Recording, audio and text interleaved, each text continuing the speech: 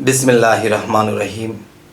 হে সমস্ত জগতবাসী, আজ আমি শামীম আলী চিশতি আপনাদের সামনে যে আলোচনাটি নিয়ে হাজির হলাম, সে আলোচনাটি অবশ্যই খেয়াল করে শোনার বিষয় এবং বোঝার বিষয়। কিন্তু আপনারা কিন্তু থাম্বনেলে পেয়েছেন যে আল্লাহ ও রাসূলকে ভালো যদি নাও বাসে, তবুও সে আল্লাহকে পাবে, তবুও সে রাসূলকে পাবে। তো এটা কেমন কথা? আল্লাহ রাসূলকে ভালোবাসবে না, আবার আল্লাহ রাসূলকে পাবে, এটা কেমন কথা? তো আজকের বিষয়টি হলো, অবশ্যই খেয়াল করে না শুনলে এই জিনিসটি বোঝা যাবে না। তাই আমি বলবো যে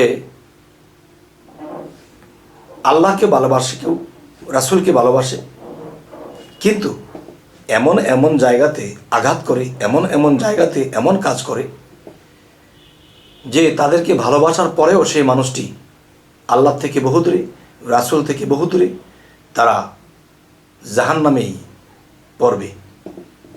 আচ্ছা, তো দেখুন,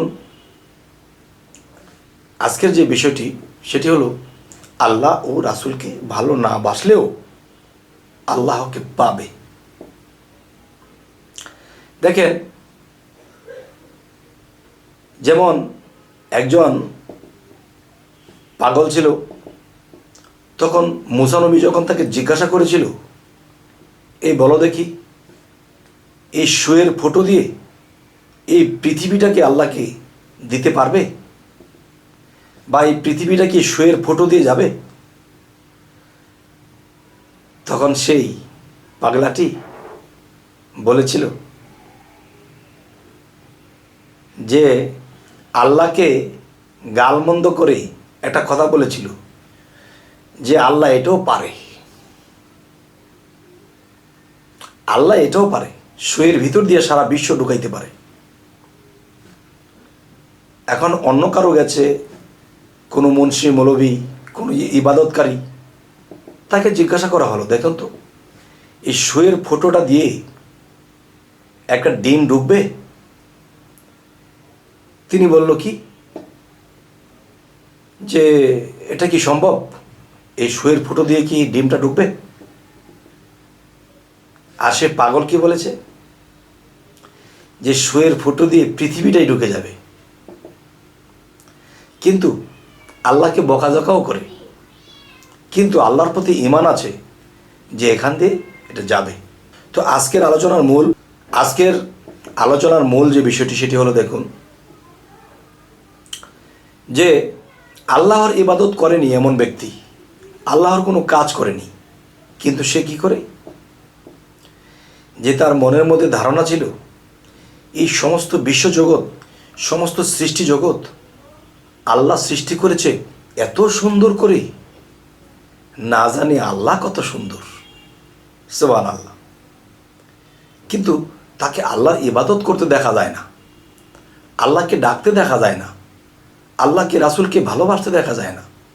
সে কি বলে, তার অন্তরে একটা জায়গা দিয়েছে যে আল্লাহ বিশ্বজগৎ এত সুন্দর করে সৃষ্টি করেছে, না জানি আল্লাহ কত সুন্দর। সারা জীবন ইবাদত করে যেটা পাবে, এই যে সে মনে মনে ভেবেছে, এটাই কিন্তু আল্লাহ খুশি হয়ে গেছে। আর সারা জীবন আল্লাহকে ডেকেছে, কিন্তু আল্লাহর অনেক আইন সে লঙ্ঘন করেছে, আল্লাহর অনেক আইন কানুন সে মানেনি। কিন্তু আল্লাহর কাজ করার ফাঁকে ফাঁকে, আল্লাহকে ডাকার ফাঁকে ফাঁকে সে আল্লাহর আইন তো মানেনি, বিভিন্ন পাপ কাজ করেছে, বিভিন্ন লোভনীয় কাজগুলো করেছে, খারাপ কিছু করেছে। আর যে একবার অন্তরে বিশ্বাস করেছে এই পৃথিবী আল্লাহ এত সুন্দর করে সৃষ্টি করেছে, না জানি আল্লাহ কত সুন্দর, এতটুকু কথাই তার হৃদয়ে গেঁথে রেখেছে। আর এই কথাটাই আল্লাহ ও রাসূল শ্রবণ করেছে। আচ্ছা, তাহলে সে আল্লাহকে ডাকেনি, আল্লাহর তো ইবাদত করেনি, কিন্তু আল্লাহর কিছু কথার উপরে, আল্লাহর কিছু বিষয়ের ভিতরে সে ঈমান এনেছে এবং হৃদয়ে স্থান দিয়েছে। আর সেই হৃদয়ে আল্লাহ নিজেই বসত করে নিয়েছে। আচ্ছা, এই গেল একটা বিষয়। আরেকটা বিষয় হলো, একজন ব্যক্তি আল্লাহকে কখনো ডাকে না, রাসূলকে কখনো ডাকে না। সে শুধু বলে কি, ইয়া গাউসুল আজম, ইয়া গাউসুল আজম। আচ্ছা, আবার কি বলে যে কি আবল তাবল বলে, কেমন কেমন করে। যদি কেউ আল্লাহর ইবাদত করে তাদেরকে দেখে সে হাসে, যারা ইবাদত করতেছে তাদেরকে দেখে সে হাসে, কারণ তারা আইন পালন করছে কিন্তু আল্লাহকে মূলত ভালোবাসে না। আর যে আল্লাহকে ভালোবাসে তার অনেক আইন মানতে দেখা যায় না, নামাজ, রোজা, হজ, জাকাত কিছুই দেখা যায় না, কিন্তু বিতর্কত সে আল্লাহকে লাভ করে বসে আছে। আচ্ছা, সেই ব্যক্তিটি কি নাম জপে? ইয়া মুর্শিদ, ইয়া মুর্শিদ।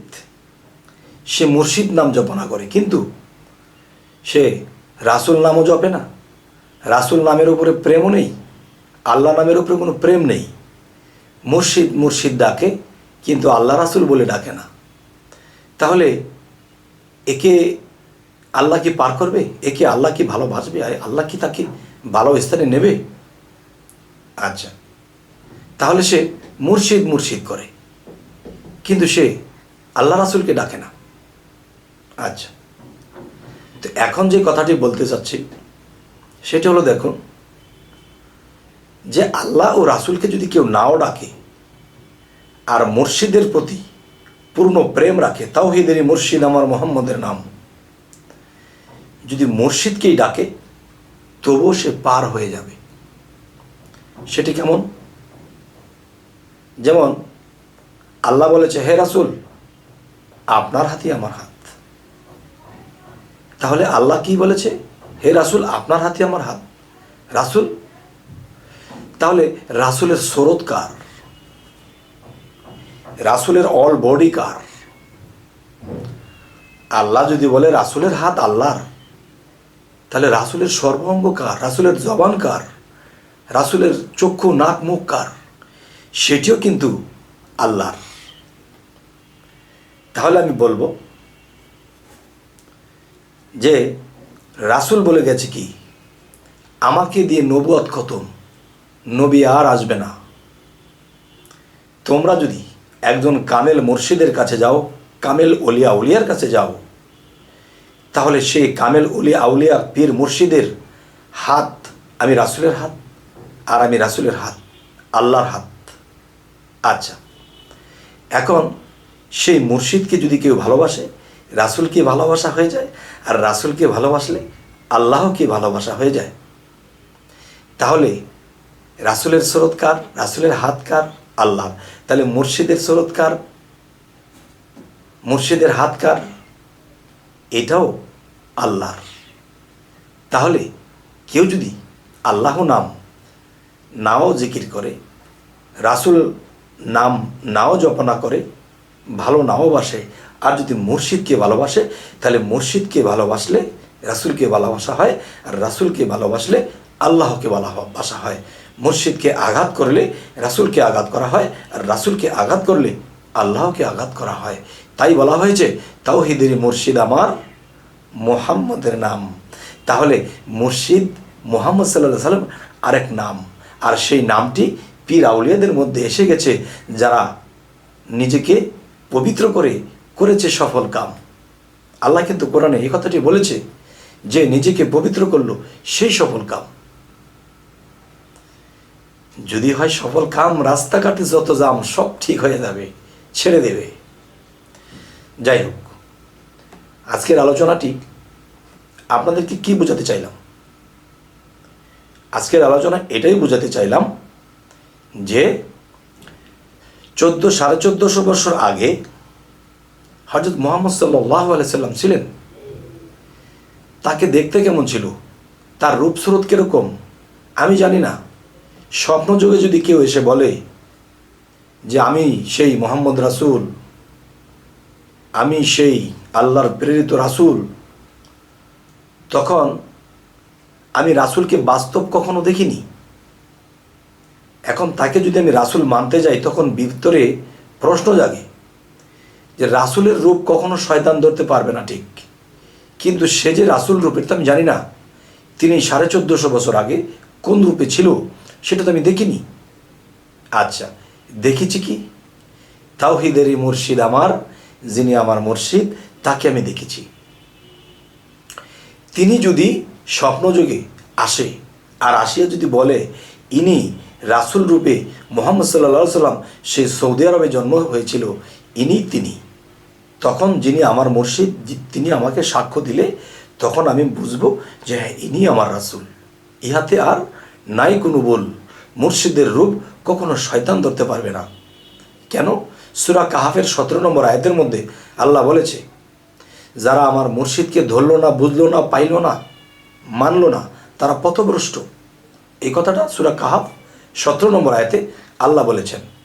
তাহলে যার কথা আল্লাহ বলেছেন তার রূপ কখনো শয়তান ধরতে পারবে না। দেখেন, আমি মুর্শিদকে দেখেছি। এখন অন্য কোনো কেউ যদি স্বপ্নযোগে আসে, এসে অন্য কোনো রূপে যদি আমাকে বলে যে আমি তোমার মুর্শিদ, তখন আমি মানব না। কেন মানব না? যে আমার মুর্শিদকে আমি দেখেছি, তিনি তো এরকম নয়। আর রাসূল রূপে বা রাসূলের রূপ ধরে যদি অন্য কোনো খবিশ শয়তান, জিন শয়তান, বিভিন্ন খারাপাত্মা তারা যদি একটা যে কোনো রূপ ধারণ করে এসে যদি বলে যে আমি সেই দিনের নবী রাসূল, তখন মানতে গেলে আমার হয়ে যাবে ভুল, পাবো না আর কোনো দিন কুল। আসলে কথার যে মূল সেটি হলো, যদি আমার মুর্শিদ রূপ এসে বলে দেয় যে হ্যাঁ তিনি 1400-1450 বছর আগে তিনি এই রূপে ছিলেন, তাকে সালাম শ্রদ্ধা করো, তখনই আমি করব। তখন আমি শয়তানের অসওয়াসা থেকে বেঁচে যাব, শয়তানের হাত থেকে আমি বেঁচে যাব। কারণ সাক্ষ্য দিতে হবে আমাকে যে তিনি যে রাসূল, কারণ রাসূলকে তো আমি বাস্তব কখনো দেখিনি। আচ্ছা, যখন আমার মুর্শিদ পরিচয় করে দেবে যে হ্যাঁ ইনি রাসূল, তখন যদি অন্য কোনো দিন এই রূপে রাসূল এসে বলে আমি রাসূল, তখনই আমি তাকে মূল্যায়ন করব, সালাম শ্রদ্ধা করব। তবে হে সমস্ত জগতবাসী, আজকের যে আলোচনাটি আপনাদেরকে যা বোঝাতে চাইলাম যে মুর্শিদকে আঘাত করলে রাসূলে পাবে, রাসূলে আঘাত পাইলে আল্লাহ পাবে। তাহলে মুর্শিদকে যখন আমি ডাকবো তখন এটা রাসূল পাবে, আর রাসূল পাইলে এটা আল্লাহ পেয়ে যাবে। যেমন আরও একটি প্রমাণ রয়ে গেছে যে হযরত মুহাম্মদ সাল্লাল্লাহু আলাইহি সাল্লাম যখন আবু হুরায়রার বাড়িতে গিয়েছিলেন, আবু হুরায়রার বাড়িতে যখন গেলেন তখন তিনি ইবাদত করতে করতে করতে করতে হাত পা সমস্ত কিছু দাগ পড়ে গেছে, মানুষের একটা ডাইস হয়ে গেছে। তখন এই দৃশ্য দেখে নবীজি কত খুশি হয়ে গেছে। তখন আবু হুরায়রা বলল যে হুজুর আপনি একটু দাঁড়ান, আপনার জন্য একটু শরবত করে নিয়ে আসি। তখন শরবত আনতে গেছে আর এই দৃশ্য দেখে আর আল্লাহকে বলছে, আর নবীজি কত খুশি যে হে আল্লাহ, আমার আবু হুরায়রা এত ইবাদত করেছে, এত সেজদা করেছে যে এই পাথরটাকে হার মানিয়ে দিয়েছে। এই পাথরের মধ্যে হাতের দাগ, পায়ের দাগ, শরীরের গঠন এখানে ডাইসের মতো হয়ে গেছে, তাহলে সে কত তোমার ইবাদত করেছে। তখন জিবরাইল এফাকে এসে বলতেছে, হে হুজুর, আবু হুরায়রাকে নিয়ে আপনি এত আনন্দিত হবেন না। কেন? যে সে জীবন ভরে যে সেজদা করেছে, একটা সেজদাও আল্লাহ গ্রহণ করেননি। তখন এই কথা শোনার সাথে সাথে নবীজির চোখে অধরে পানি ঝরছে। আর এই সময় শরবত নিয়ে আবু হুরায়রা যখন হাজির হলো যে হুজুর শরবতটা নেন, তখন দেখে হুজুরের মুখ লীলা হয়ে গেছে, কান্নার একটা ভাব এসে গেছে, চোখ দিয়ে পানি পড়তেছে। হুজুর, আমি কি আপনাকে কোনো কষ্ট দিলাম? আমি আপনাকে কোনো যন্ত্রণা দিলাম? আপনার একটু আগে হাসি মুখ দেখেছি, এখন আপনার চোখের মধ্যে মেঘাচ্ছন্ন হয়ে গেছে, আপনি এত কষ্টে আপনি কাঁদছেন, আমি কি কোনো ভুল করেছি? তখন বলল, আবু হুরায়রা রে, তুই যে এই ইবাদত করেছিস, এত ইবাদত করেছিস, তোর শরীরের ডাইস হয়ে গেছে পাথরের মধ্যে। এটা দেখে আমি খুব খুশি হয়ে গেছিলাম। আমাকে জিবরাইল এই মাহাত্ম জানাইলো, তুই সারা জীবনে যা ইবাদত করেছিস রে, কোনো ইবাদত, কোনো সেজদা আল্লাহ গ্রহণ করেনি। তখন আবু হুরায়রা অট্ট হাসি দিয়ে বলতে লাগলো, হুজুর, এর জন্য আমার কোনো দুঃখ নেই, আপনি আনন্দের সাথে এই শরবতটা পান করেন। তখন বলতেছে আবু হুরায়রা, হুজুর, আপনি একটু বলেন যে আল্লাহ আমার সেজদা নিল কি নিল না, এটা আমার দেখার বিষয় না। হুজুর, আপনি কি আমার প্রতি সন্তুষ্ট আছেন? আপনাকে কি আমি সন্তুষ্ট করতে পেরেছি? আমার প্রতি কি আপনি সন্তুষ্ট আছেন?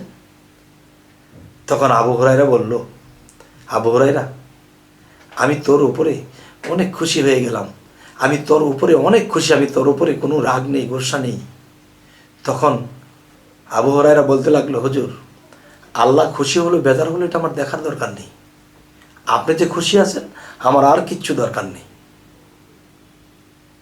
তখন বলল, জিব্রাইল এসে বলতেছে কানে কানে, হুজুর, আল্লাহ এই মুহূর্তে খবর পাঠাই দিলেন, আপনি যেহেতু খুশি আছেন তাহলে আল্লাহও খুশি হয়ে গেছে।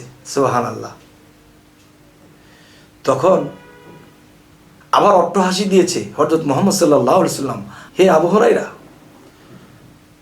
তোমাকে আল্লাহ পরীক্ষা করেছিল, তুমি পরীক্ষায় পাশ করেছো। তুমি যখন বলেছো যে আমি খুশি আছি কিনা, আর আমি যখন বলেছি আমি খুশি আছি, তখন আল্লাহ খুশি হয়ে গেছে। হে জগতবাসী, আল্লাহকে যতই সাজদা করি, যতই ইবাদত করি, কাজ হবে না যতক্ষণ পর্যন্ত রাসূল সন্তুষ্ট না হবে, আর যতক্ষণ পর্যন্ত বেলায়েতের যুগে তার মুর্শিদ খুশি না হবে, ততক্ষণ পর্যন্ত বিফল জিন্দিগি, বিফল ইবাদত। কারণ মুর্শিদ কি? এই মুর্শিদ বিষয়টা কি? এই মুর্শিদ হলো, পীর হলো মাটির দেহ নিয়ে, আর মুর্শিদ এই পীরের রূপে, এর মধ্যে মুর্শিদ রূপে খেলছে সাই। মুর্শিদ যখন খুশি হয়ে যায়, রাসূল খুশি হয়ে যায়, রাসূল যখন খুশি হয় তো আল্লাহ খুশি হয়ে যায়। তাই আমি বলবো, হে সমস্ত জগতবাসী, যে আমরা আল্লাহর হাত, রাসূলের হাত এবং মুর্শিদের হাত, এই তিনটা হাত যখন একাত্র করে আমরা মানতে শুরু করব, তখনই আমাদের এই মানব জীবনটা ধন্য হয়ে যাবে। তো আজকের আলোচনা আপনাদের সামনে করলাম, এবং কী ধরনের আলোচনা আপনারা সামনে চাইতেছেন বলবেন, এবং আমাদের চ্যানেলটিকে সাবস্ক্রাইব করে নেবেন, পরবর্তীতে যেন ভালো আলোচনা এনে দিতে পারি। তো সকলেই ভালো থাকবেন। আল্লাহ হাফিজ।